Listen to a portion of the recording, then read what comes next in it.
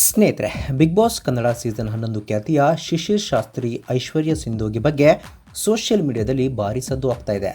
ಇದೀಗ ಶಿಶಿರ್ ಐಶ್ವರ್ಯ ನನಗೆ ತಂಗಿ ಇದ್ದ ಹಾಗೆ ಎಂದುಬಿಟ್ಟಿದ್ದಾರೆ.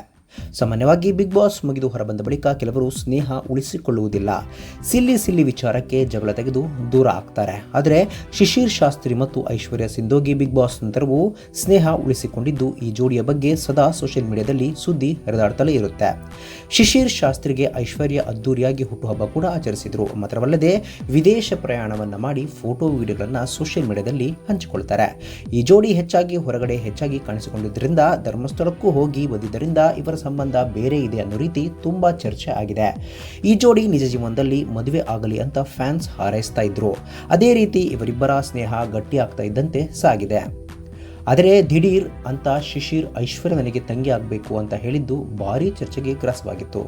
ಆದರೆ ಇಲ್ಲಿ ಅಸಲಿಗೆ ಆಗಿದ್ದೇನು ಅಂದರೆ, ಖಾಸಗಿ ಚಾನಲ್ ಒಂದು ತಾವು ಕೇಳಿದ ಪ್ರಶ್ನೆಗೆ ತಪ್ಪು ಉತ್ತರ ಕೊಡುವಂತೆ ಹೇಳಿದ್ದು.